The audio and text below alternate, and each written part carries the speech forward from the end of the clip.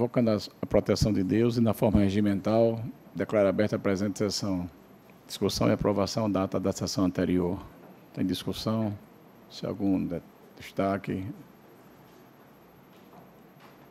Aprovada. Aqui pela ordem de preferência, o 3, da relatoria do desembargador Amauri, o mandato de segurança, da Vossa Excelência está em mesa. O mandato de segurança é Federação dos Trabalhadores e Trabalhadoras na Agricultura Familiar do Rio Grande do Norte versus Secretário de Estado do Trabalho, da Habitação e da Assistência Social do Estado. Senhor presidente, o relatório está disponibilizado.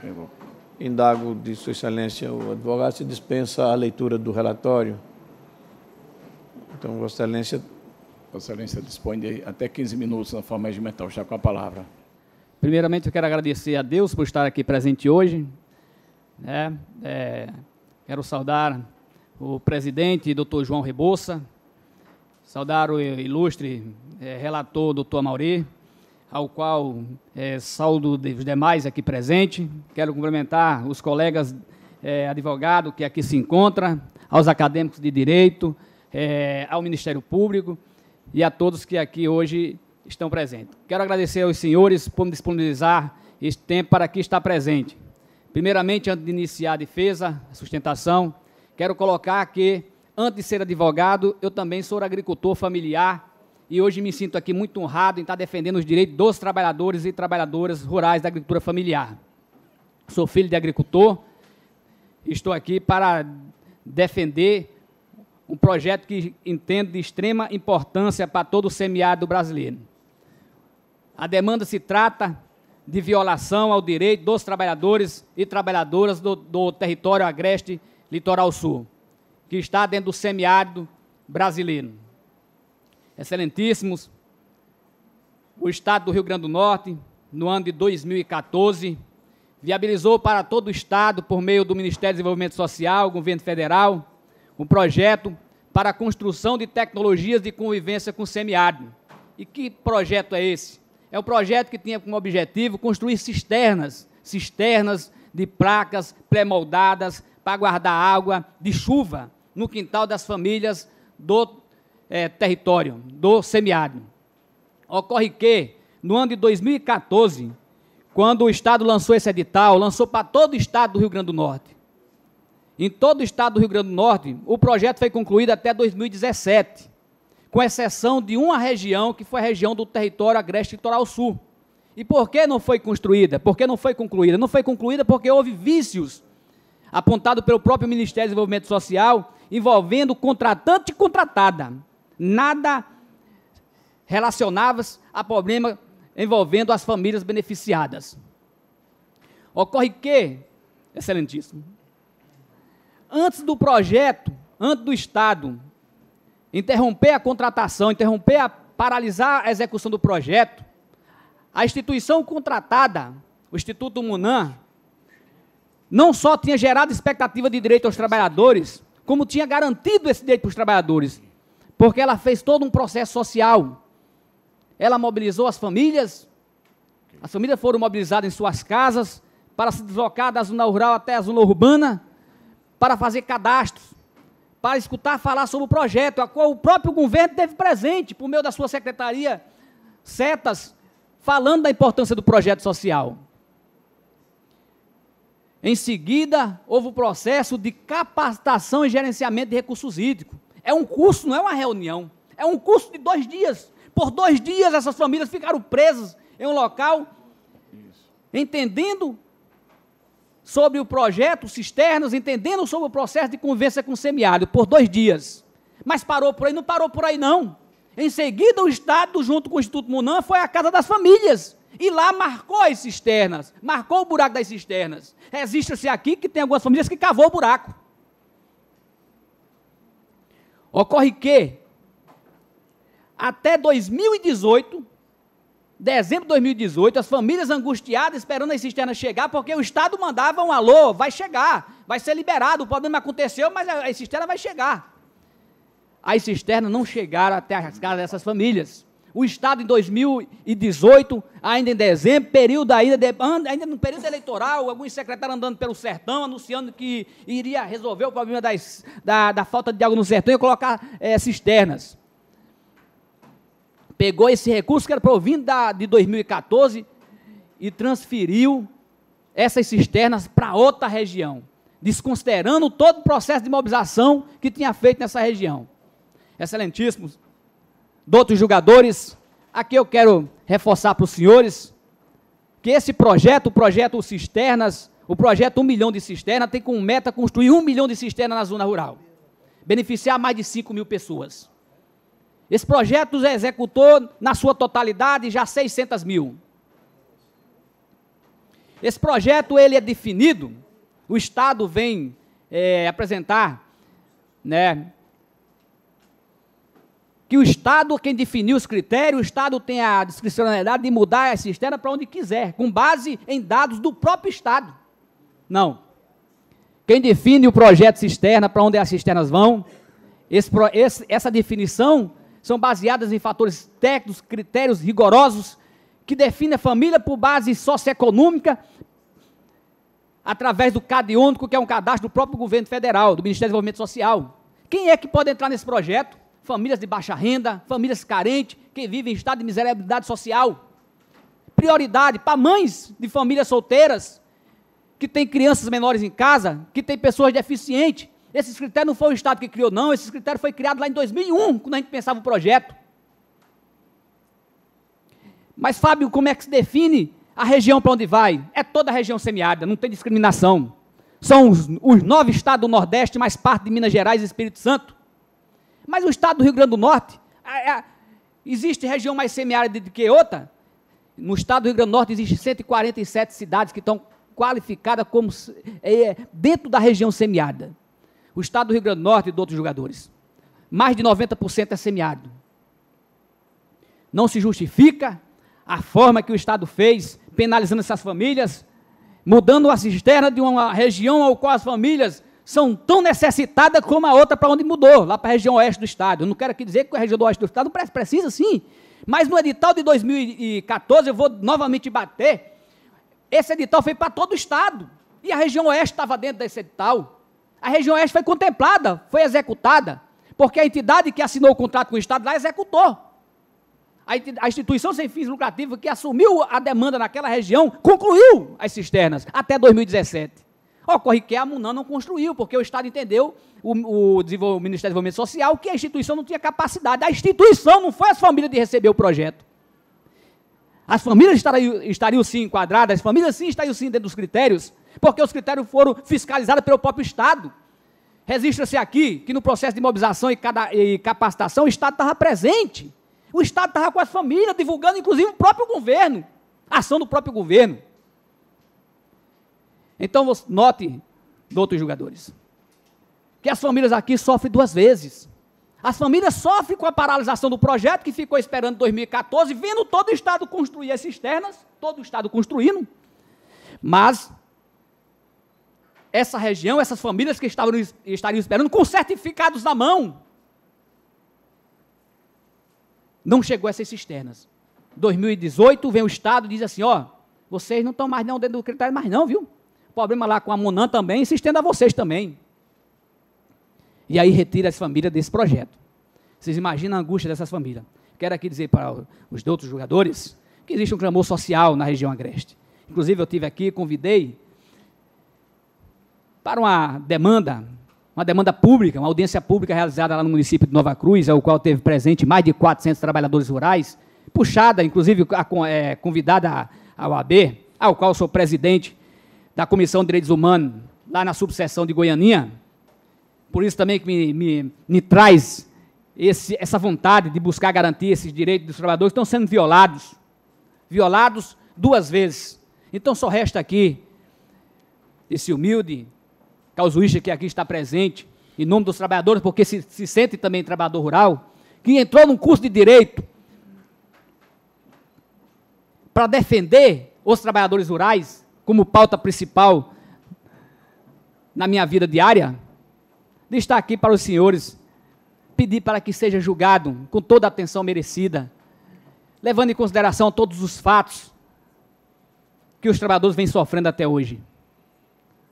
Mas eu poderia parar por aqui e dizer que estava resolvido. Senhores, tem outro tema ao qual o Ministério Público, quando deu o seu parecer, não reparou. Tem violação ao erário. Mas como violação ao erário? Eu acabei de distribuir para os eminentes julgadores umas cartilhas, né? Acho que não sei se deu para todos, que são usadas nas capacitações de RH. São distribuídas para as famílias. Essas cartilhas têm custo. Em torno de 100% do recurso que é aplicado, destinado à construção das cisternas, que na época estava em torno de R$ 2.600, por aí. A tecnologia. Mas era só a cisterna? Não, a cisterna ficava em torno de R$ 1.600, a obra física com a mão de obra do cisterneiro. Em torno de 1.600 conto. Em torno de mais de 30% dos outros jogadores. É utilizado no processo de mobilização, de capacitação, de alimentação para as famílias nos 2 dias que fica no curso, de pagar os técnicos que vão lá cadastrar, que vão fiscalizar, que vão marcar os buracos. Com esse material, as cartilhas, são compra-cartilhas, é obrigado, está lá no contrato, é obrigado a distribuir material didático para as famílias. E foi distribuído cartilhas, foi emitido certificados. Nos autos do processo tem o relatório fotográfico com as famílias exibindo o certificado, na audiência pública que a gente realizou lá em Nova Cruz. As famílias exibindo o certificado. Tem nos autos do processo uma abaixo-assinada e comunicação ao governo, dizendo, governo, respeite as famílias, respeite os trabalhadores que estão aguardando há 4 anos. O edital está posto, mude o edital, garanta os direitos dos trabalhadores. Não tem problema nenhum, baseado no seu poder discricionário, que você construa a demanda lá na região oeste, de novo, que já construiu nesse mesmo edital, mas garanta o direito desses trabalhadores que aqui estão. Mas mesmo assim isso não foi ouvido, o governo passou por cima e lançou o edital, desrespeitando, desconsiderando o direito dos trabalhadores. Então esse projeto, essa demanda também pretende resguardar o interesse público, porque busca evitar o prejuízo ao erário, uma vez que o governo vai multiplicar esses mesmos gastos que eu aqui estou apresentando aos senhores e senhoras, doutores e doutoras, o mesmo gasto de novo, não justifica.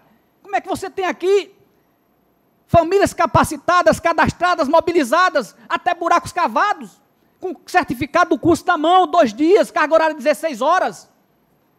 Como é que você teve todo esse gasto? E você agora vai pegar esse recurso, esse mesmo gasto que vocês efetivaram aqui, vai esquecer. Vai dizer, não, o Estado tem muito dinheiro, a União tem dinheiro. Vamos fazer de novo, porque tem muito dinheiro. E vamos construir noutra região.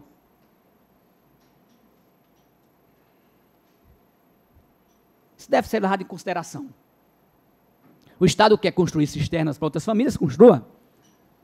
De outros jogadores, a região ao qual o Estado transferiu as cisternas, é a região onde está concentrada as maiores bacias hidrográficas do Rio Grande do Norte.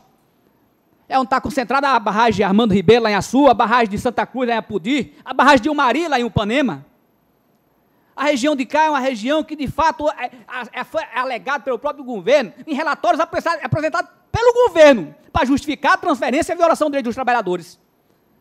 Relatório este que dizia que o governo fez lá o dos técnicos e disse que a região lá precisa mais do que a região de cá, porque a região de cá chove mais. Não, há controvérsias. As nossas chuvas, elas são variáveis, elas são inconstantes. Chove mais no canto, chove menos no outro. A água que bate aqui na região agreste, ela vai embora, porque o povo não tem onde guardar. Nós discutimos aqui tecnologia para guardar água. Se não tem onde guardar água, a água fica, a água vai embora. E a tecnologia é para guardar água, é para guardar água de beber. Então o que se discute aqui são tecnologias para guardar água de beber. E aqui a gente discute, eminentes jogadores, discute direito à cidadania, à dignidade humana. Esse povo estão tendo direito, esses trabalhadores estão tendo direitos deles violados. E o Estado busca aqui, na justiça, legitimar essa violação do direito. E aqui a gente busca evitar essa violação, não só o direito dos trabalhadores, mas também o erário. Agradeço a atenção de Vossas Excelências, reitero os pedidos postos na inicial, como também solicito a Vossas Excelências, conforme apresentado na inicial, e o Estado não apresentou nos autos do processo, informações referentes ao contrato. Não foi apresentada nenhuma informação. Informação de quantas famílias a Munan capacitou, quantas famílias a Munan cadastrou, quantas famílias, né, a Munan garantiu o direito e o Estado garantiu o direito e saiu fora. Não foi apresentado nos autos do processo. Não tem registro dos valores gastos. E é importante que esses registros sejam postos. Nós precisamos saber quanto é que foi gasto, quanto é que o Estado quer gastar de novo. Porque esse recurso não é esse recurso é público. E, por ser um recurso público, necessita de uma explicação lógica. Inclusive, é um prejuízo ao erário. Então, a gente pede para que o Estado apresente o que foi pedido na inicial, com base no artigo 8 da Lei 4.717/65. Agradeço aos senhores pela oportunidade de dizer que estou muito feliz. Né? A primeira vez que eu peguei na mão do desembargador foi na mão do doutor Mauri, eu confesso que fiquei nervoso. Como filho de agricultor, o mais perto que eu tive foi no juiz do outro lado da porta, olhando para ele. Então, estar aqui hoje no meio dos senhores, eu me sinto muito gratificante, muito feliz, porque sou filho de agricultor e busco honrar o que eu prometi no meu juramento, quando eu fiz, quando eu concluí o curso de bacharel, lá na Bahia, lá em Salvador, na UNEB, a Universidade Estadual. Não tive dinheiro para pagar a universidade privada, foi pública, fazendo jus aos impostos que a gente paga. Então, sou muito feliz e a minha região é feliz por ter um filho de agricultor defendendo seus interesses. Obrigado. Nós é que agradecemos a Vossa Excelência e também está presente aqui na nossa sessão. Com a palavra, o eminente relator. Acho que o doutor Guedes registrou no sistema, vai pedir vista, Guedes? Há um pedido de vista, né? Então, doutor Guedes. O voto está disponibilizado, ele vai examinar. O voto está disponibilizado, mas eu penso que eu deveria fazer pelo menos um resumo do que posto, não é? Isso. Na minha decisão. Eu, primeiro, cumprimento e parabenizo o advogado da tribuna, que traz à discussão um tema extremamente sensível, não é? Que aborda uma questão social de relevância, reconhecidamente de relevância, principalmente aqui no nosso Nordeste tão sofrido, que carece desse bem tão precioso que é a água. E o cumprimento não só por isso, mas pela desenvoltura com que Vossa Excelência ocupou a tribuna, demonstrando não só a sua dedicação à causa que abraçou, mas também ao conhecimento e a facilidade de expor a sua tese para a Corte. Mas, senhor presidente, senhores desembargadores, eu trago aqui no meu voto algumas considerações iniciais a respeito do Instituto do Mandado de Segurança, cuja leitura me parece dispensável, para assentar, resumidamente, que o mandado de segurança, ou o direito líquido e certo perseguido na impetração do mandado de segurança, aí ele tem que decorrer de expresso texto legal e que tem que ser plenamente verificável aquele direito no momento da impetração, sem a necessidade, naturalmente, da produção ou dilação probatória característica do procedimento ordinário e não da via especialíssima, que é o mandado de segurança. E nesse diapasão, senhores desembargadores, apreciando a reiteração formulada na tribuna quanto à necessidade do Estado trazer aos autos essa documentação, eu penso que refoge a natureza específica da ação mandamental, porquanto é ato de instrução probatória que, notoriamente, tem que ser procurado, alcançada na via adequada. Continuo, senhores embargadores, também fazendo algumas considerações a respeito da discutida questão do judiciário, em certas oportunidades, estabelecer não vou usar a expressão imiscuir, mas adentrar em questões de políticas públicas, determinando a autoridade responsável pela implantação dessas políticas na via judicial a tomada de algumas decisões que dizem respeito originariamente ao gestor público, que me parece, em certa medida, ser o caso dos autos. trago aqui algumas considerações e jurisprudência do Supremo Tribunal Federal quanto a essa questão de, em casos excepcionais, o próprio judiciário determinar a implantação dessas políticas públicas, principalmente nos casos que visem resguardar a supremacia da dignidade humana, sem que isso configure invasão na discricionariedade ou afronta à reserva do possível. Essa matéria, vez por outra, nós aqui temos enfrentado e decidido em algumas situações excepcionais nesse sentido, na esteira do que posto pela jurisprudência do Supremo Tribunal Federal, ainda que haja reservas pontuais em relação a esse tema. Eu trago isso porque me parece o foco principal do debate, e reforçado agora e bem posto na tribuna, quando se invoca que o caso não seria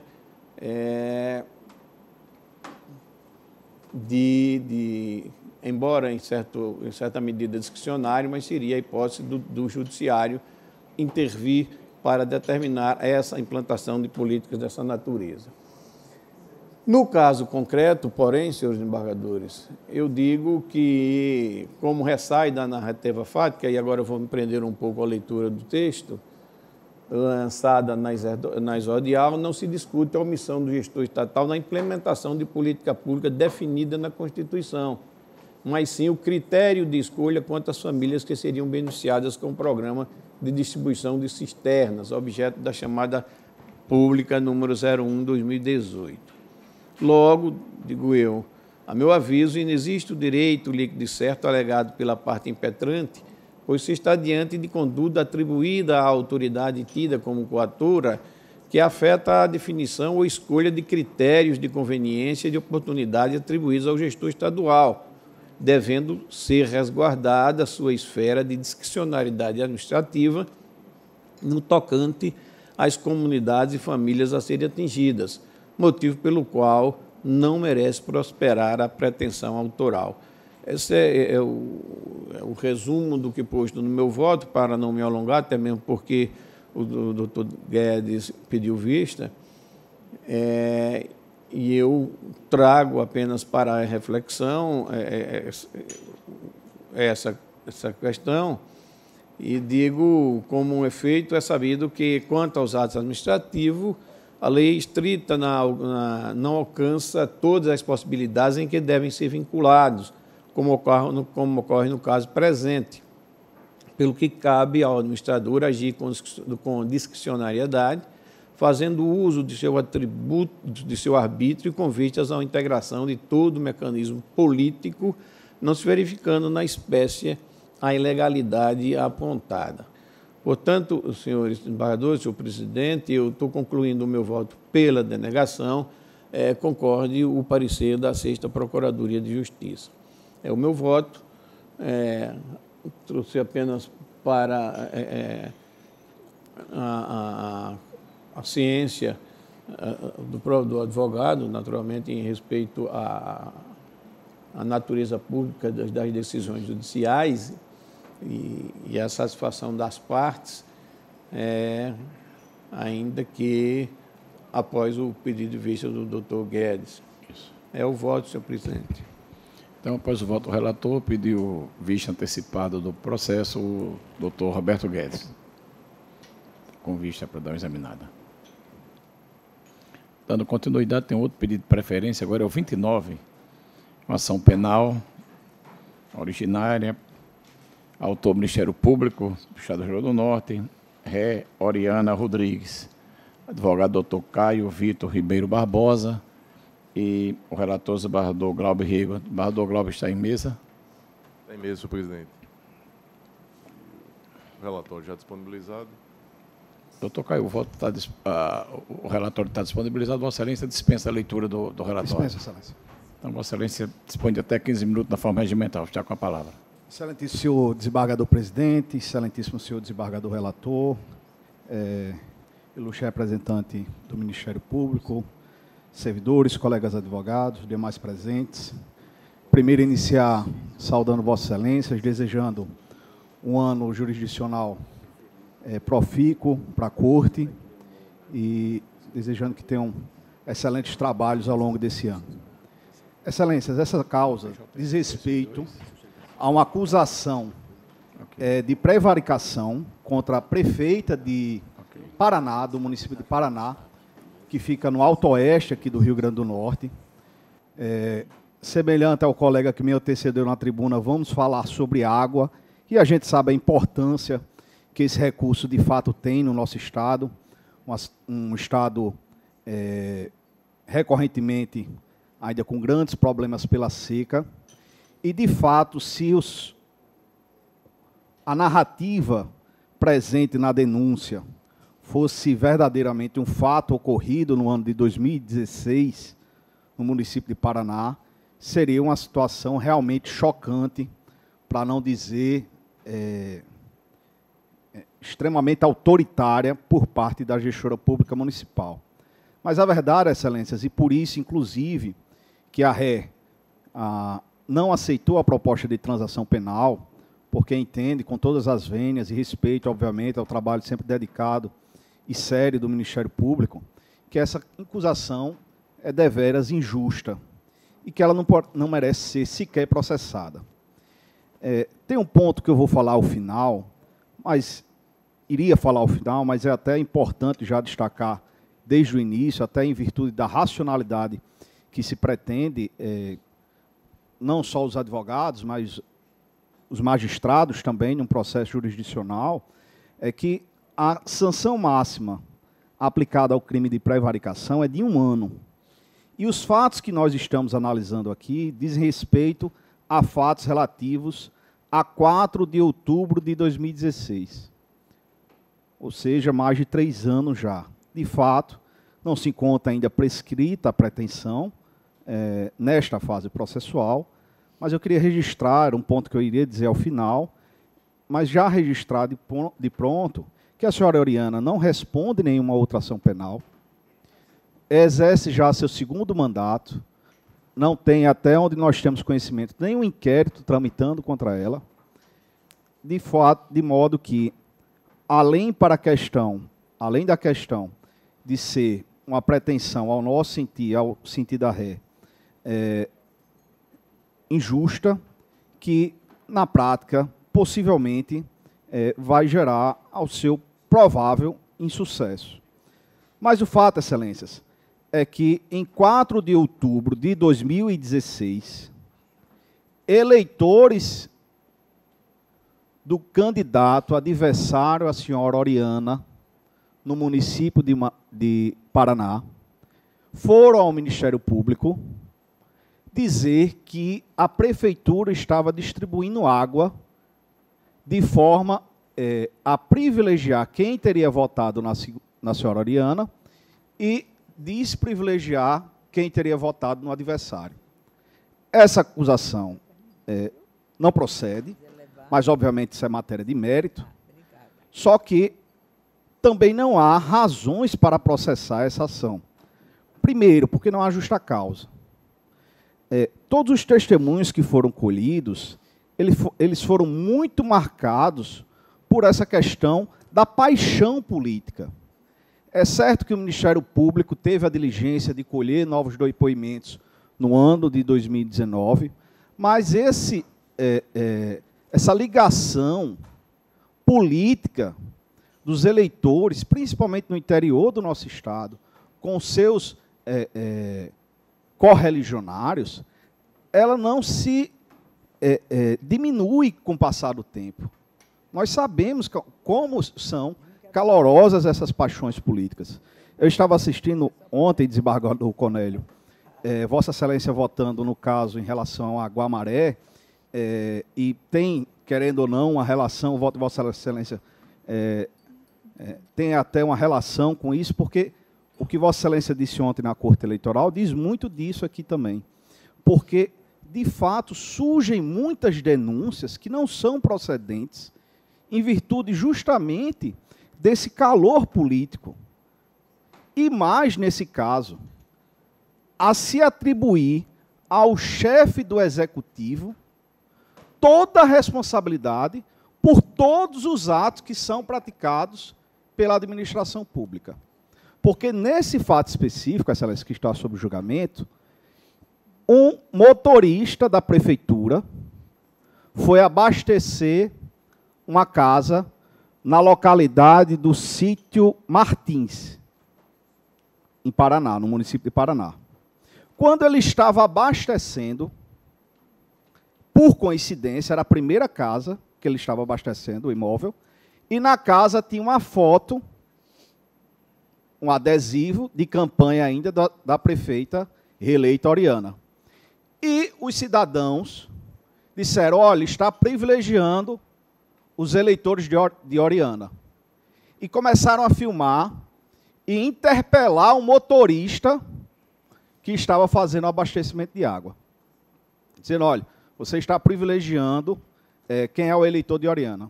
E a partir daí ele não conseguiu fazer mais nenhum abastecimento de caixas d'água daquela rua. Eles interromperam, quase chegaram às vias de fato, porque interromperam esse trabalho que estava sendo feito. E aí, do ponto de vista jurídico, Excelências, tem uma questão relevante. O serviço de abastecimento de água no município de Paraná, ele não é municipalizado. Não é municipalizado. O que acontece é que, em 2016, diante da situação de grave seca que existia no município de Paraná, e conforme foi justificado perante o Ministério Público de Primeiro Grau, em 17 de setembro, a CAERN deixou de fornecer o serviço de abastecimento por carros-pipas justamente no sítio Martins. Então, percebam, dia 17 de setembro, a CAERN para de prestar esse serviço de abastecimento nas caixas d'água. Porque como funcionava até então? Cada casa tinha uma caixa d'água na sua calçada ou perto do seu portão, um carro-pipa chegava e abastecia água dentro da casa ou na calçada. E 17 de setembro, a CAERN deixou de prestar esse serviço, justamente no município, na localidade de Sítio Martins, no município de Paraná. Então, o que a população percebeu é que, de fato, houve naquele momento uma falha na prestação do serviço de entrega de água à população. O que os eleitores adversários já presumiram é que essa falha no serviço teria sido por perseguição política. Ora, Excelências, e aí fica a pergunta, por que então, e aí todos os testemunhos dão a entender que essa perseguição política teria surgido depois da eleição? Por que então, só depois da eleição, essa perseguição política teria surgido? Por que não antes? Não faz qualquer sentido data máxima vênia. E depois, os próprios depoimentos dos eleitores do adversário político da senhora Oriana, eles dizem, olha, depois o serviço foi modificado. A prefeitura, ao invés de abastecer as caixas d'água dentro da casa ou na calçada, colocou caixas d'água nas ruas principais e começou a abastecer as caixas d'água das ruas. A prefeitura, reitere-se, que não tinha o dever de ofício de fazer e de prestar esse serviço, mas na finalidade de atender a população, de atender o interesse público, passou a desenvolver esse tipo de ação. E todos os depoimentos dizem, não, aquilo ali foi uma questão pontual, que aconteceu naquele momento.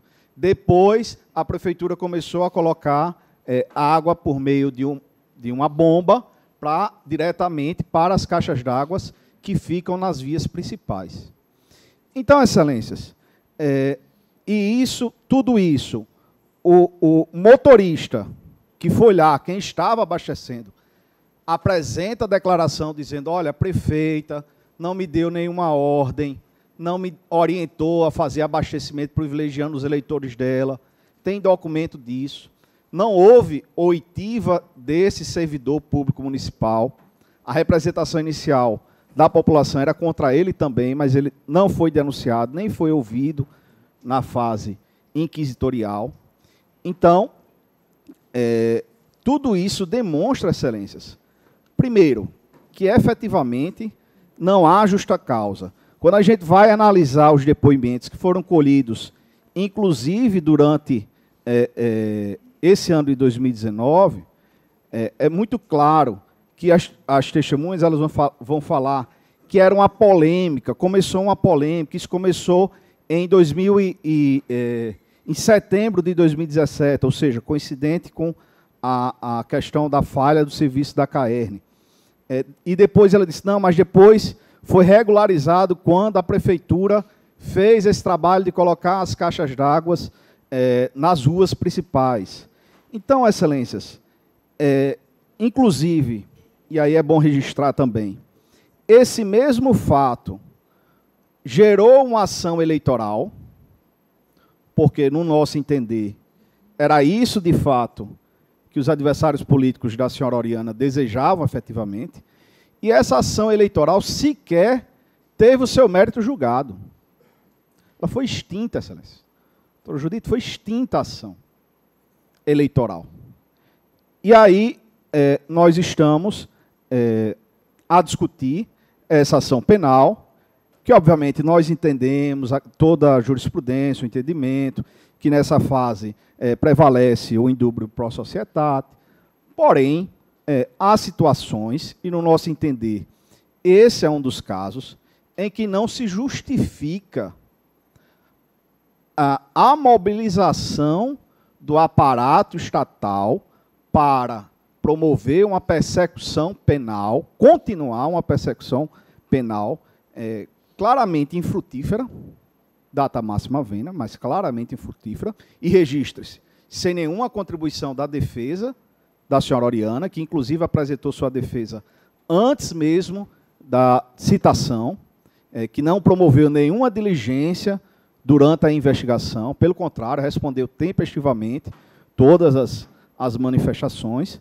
mas não se justifica, do ponto de vista racional, a movimentação do aparato estatal para continuar nessa persecução, e do ponto de vista jurídico, eminentemente jurídico, não se justifica também, porque os elementos que tem na investigação, que foram colhidos, eles são maculados por essa parcialidade. Há um vídeo, excelências, de fato há um vídeo, mas o vídeo mostra um abastecimento que iniciou o primeiro abastecimento, depois mostra esse conflito que quase existiu dos correligionários, dos adversários políticos da senhora Oriana, com o servidor. E aí essa presunção de que era um ato da prefeita. Tem um vídeo. De fato, o motorista disse lá, olha, estou cumprindo minha obrigação de abastecer as casas. Se você tiver algum problema, vá falar com a prefeita. Mas em nenhum momento do vídeo ele diz, a prefeita mandou eu abastecer só quem votou nela. Todas essas declarações de que ele mandou abastecer só quem votou em Oriana foram de adversários políticos da senhora Oriana. É tanto que há, inclusive, pessoas que foram ouvidas, inclusive o senhor Sebastião Ferreira dos Santos, que diz claramente, olha, não houve essa história de fornecimento privilegiado para os eleitores de Oriana. Uma das testemunhas, mostrando claramente essa divergência, até mesmo nos testemunhos. Então, por todas essas razões, excelências, porque não há, de fato, nenhum elemento subjetivo para vincular a chefe do Poder Executivo para um ato de abastecimento ocorrido depois da eleição, não foi anterior, não tem como conectar isso com a eleição, a ação eleitoral foi extinta sem julgamento de mérito. Então, excelências, por todas essas razões, que, contrariando o que naturalmente sabemos em relação ao recebimento de denúncia, mas se tem essa atenção especial dessa Corte, por ser um caso que, excepcionalmente, verdadeiramente não comporta o recebimento da denúncia. Obrigado, senhores. Com a palavra, presidente relator. Obrigado, senhor presidente. parabenizo o advogado pela brilhante sustentação oral. O voto está disponibilizado, eu vou tentar resumir, senhor presidente. E, como disse na tribuna, o ilustre advogado, a conduta atribuída à então prefeita, ela é grave e, se verdade, se adequa ao tipo penal que ela é denunciada, e somente a instrução pode chegar a uma conclusão de absolvição à condenação. O momento processual como disse também na tribuna, a dúvida ela favorece a sociedade e os fatos estão bem detalhados, tem vídeo, tem fotografias, tem testemunhos, e de modo, senhor presidente, que, atendido o artigo 41 do CPP, eu recebo a denúncia com apenas um destaque aqui no voto, na parte final, permitindo aí oportunizando a denunciada, conforme permissivo do artigo 89, parágrafo 1º da Lei 9.099/95, a manifestação acerca da proposta formulada pelo parquê de suspensão condicional do processo, cujas balizas serão fixadas em ulterior audiência a ser aprazada. Então, em resumo, é esse o voto e aberto aqui ao debate. Isso, o voto está disponibilizado no sistema judicial eletrônico e a votação está consolidada acompanhando Vossa Excelência. Então, está proclamado nos termos do voto do relator. Não há mais pedido de preferência, vamos retomar a pauta dos processos físicos, aqui do SAGE. Nesta pauta do dia tem um primeiro camada de segurança, liminar da relatoria do desembargador Amilcar, mas vai retirar de mesa, desembargador Amilcar. O primeiro, RITs Proper, investimentos imobiliários. Isso. Ele não vai ser retirado de pauta. O processo está em mesa e está pronto para ser julgado, mas há um pedido de adiamento protocolado pelo advogado que comprovou a sua viagem a trabalho. Levando-se em conta que na procuração a especificidade de que a sustentação oral e o acompanhamento do julgamento seja feito pelo causídico em questão, eu estou deferindo o adiamento sem retirada de pauta para a próxima sessão. Ok, perfeito. Segundo a mandado de segurança, petrante Alexandre Medeiros de Assis, impetrado governador do Estado do Rio Grande do Norte. O relator, o desembargador Gilson Barbosa, está em mesa, Excelência? Está em mesa, sim. Vossa Excelência está com a palavra. O voto foi disponibilizado e a mim me parece que a simples emenda seja suficiente para o entendimento dos senhores. O processo é identificado pela presidência e na emenda eu digo o seguinte: constitucional e administrativo, mandado de segurança, procedimento administrativo disciplinar, servidor público, demissão, pretensa nulidade do ato, alegado descumprimento de formalidades legais previstas na Lei Estadual 303, de 2005, e afronta ao devido processo legal por cesseamento de defesa, negativa de reinquirição após oitiva de testemunha, não ocorrência, procedimento transcorrido com observância e obediência às regras previstas na legislação pertinente, indeferimento do pedido devidamente fundamentado, pleito de oitiva de testemunha formulado pelo impetrante ao final de seu interrogatório, ciência ao advogado, formulação de quesitos, ausência de violação a direito líquido e certo, denegação da segurança, em dissonância com o parecer do Ministério Público. O meu voto está integralmente disponibilizado, presidente. Desembargador Cornélio, como vota Vossa Excelência? Desembargador Mauri. Desembargadora Judite. Desembargador Guedes. Desembargador Valdo. Desembargador Neise. Desembargador Amilcar. Também. Desembargador Vigílio. Desembargadora Zeneide. Desembargador Ibanez. Desembargador Glauber. Ok. Proclamada a unanimidade do termo do voto do relator. O 3 é uma ação direta de constitucionalidade, que é da relatoria do desembargador Cláudio Santos, Sua Excelência está de férias, então, é com vista do desembargador Cláudio, mas o relator não está presente na mesa. O 4 é embargo de declaração em mandado de segurança, em que é embargado do Estado do Rio Grande do Norte, embargada a Rubia de Medeiros Maia Campos, a relatora desembargadora Judite Nunes. Está em mesa, Excelência? Está em mesa, Excelência. Está com a palavra. É um embargo de declaração. Eu entendo que só a ementa basta. E o caso aqui foi um acompanhamento de um cônjuge. Condicional as partes. Estado do Rio Grande do Norte é o embargante e a embargada é Rúbia de Medeiros Maia Campos. Ementa, condicional administrativo e processual civil, embargo de declaração e mandado de segurança, alegação de omissão e contradição no julgamento realizado, insubsistência, tese recursal devidamente enfrentada no acórdão recorrido, impossibilidade de acolhimento do recurso aclaratório, movido com intuito único de manifestação de discordância em torno de valoração jurídica atribuída aos fatos, conhecimento e rejeição dos embargos. O voto da relatora está disponibilizado no sistema. Se há algum destaque, se há algum esclarecimento a ser feito. Está proclamada a unanimidade do sistema no voto da relatora. Senhor presidente, Pois não. Se permitir, Com a palavra.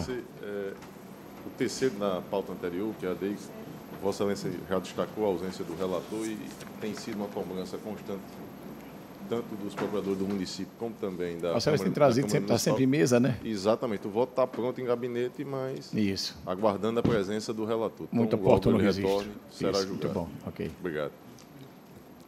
O 5 também é rescisória, da relatora Bardo Cláudio, mas está presente. O 6 é o embargo de declaração e ação rescisória. Embargante é Itaú Seguros S.A., embargado José Arnaldo Sobrinho, Maurício Melo de Moraes, Maria Lucinete da Silva Felipe e Brasil Veículos Companhia de Seguros. Relator Bardo Maurício Moura Sobrinho. Está em mesa, Excelência? Está em mesa, senhor presidente. Pode relatar e votar.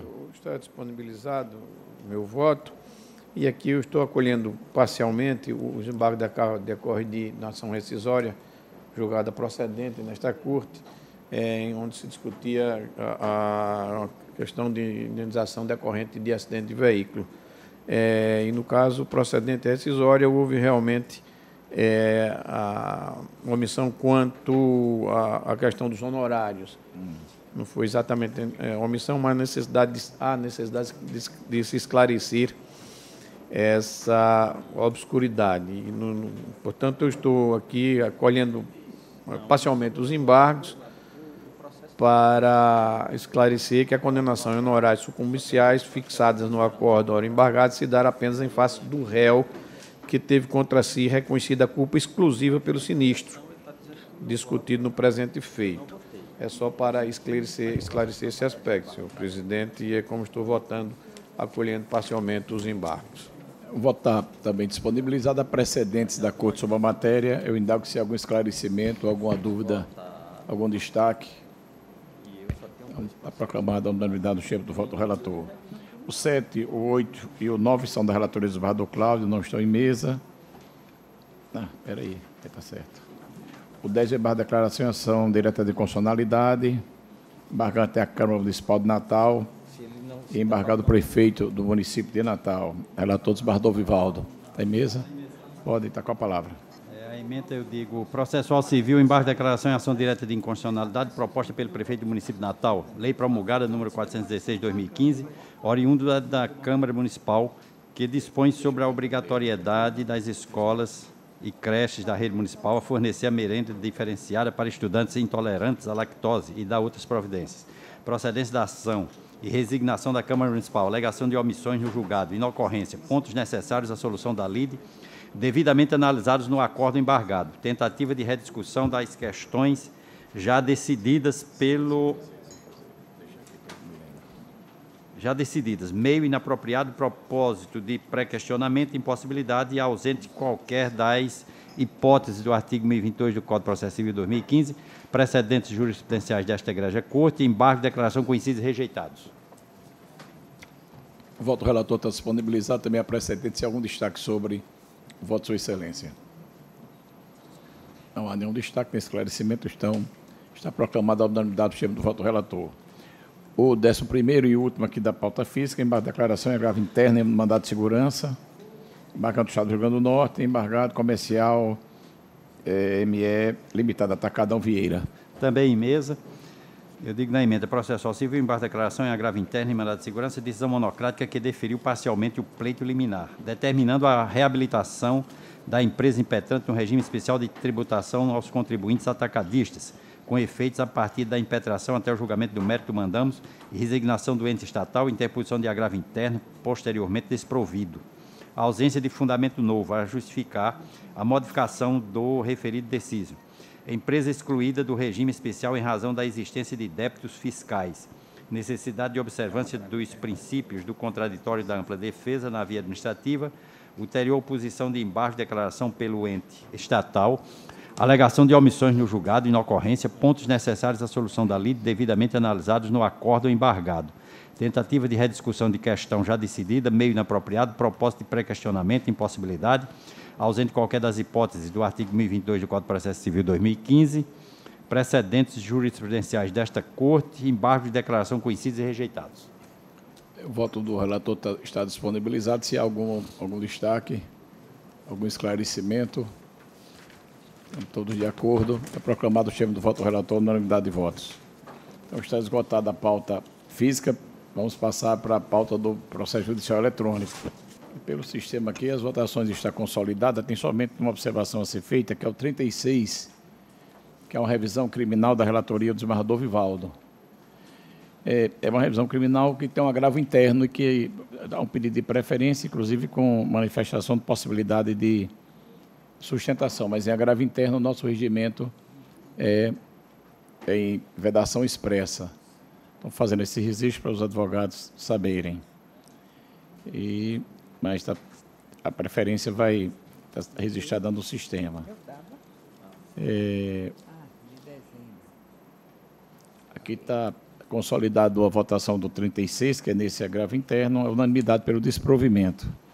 E as demais votações estão todas consolidadas no sistema, se há algum pedido de vista, algum esclarecimento a ser feito na pauta do processo judicial eletrônico. Então, tem uma mandado de segurança, impetrante ao Conselho Federal da Ordem dos Advogados do Brasil, seccional do Rio Grande do Norte, impetrado juiz da Vara Única da Comarca de Nísia Floresta, o relator desembargador Vigílio e Macedo Júnior. O desembargador do Lermando pediu vista, não está em mesa. O pedido de vista do desembargador do Lermando. Sua Excelência não está presente.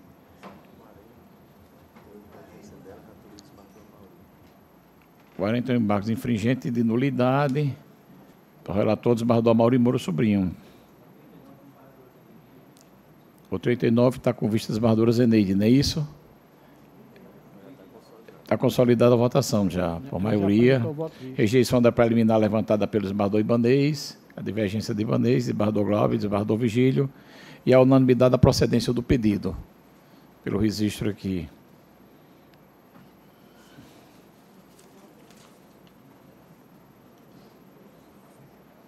Tem mais algum esclarecimento, desembargadora Zeneide?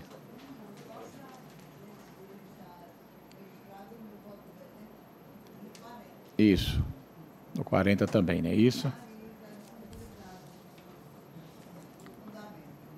Vossa Excelência pode até pedir ao gabinete para inserir no sistema o divergente, não tem nenhum problema, só inserir.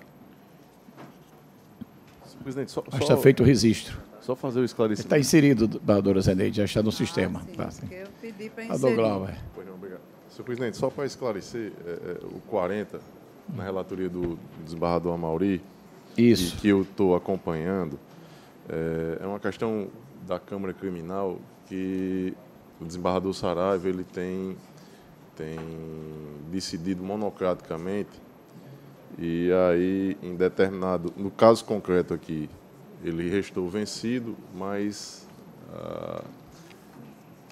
logo na sequência o voto dele passou a ser a maioria. E eu fiquei vencido. E, como diz o desembargador Amilcar, já consolidada o entendimento, eu aderia àquela posição na Câmara Criminal, entendendo que, como havia possibilidade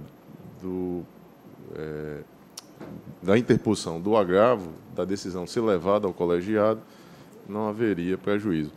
Mas aqui o desembargador Amaury traz posicionamentos consolidados aí na jurisprudência, de fato, que aquela minha posição da Câmara Criminal ela não contraria essa que estou aqui adotando neste julgamento, senhor presidente. Então, só para esclarecer, para não ficar Você pensar que é incoerência de julgamentos. Isso. Obrigado. Excelente o registro. Então, no 40, estão divergência dos desembargador Saraiva e desembargadora Zeneide. Os demais têm algum esclarecimento a ser feito? Então, estão proclamados na forma disponibilizada pelo processo judicial eletrônico.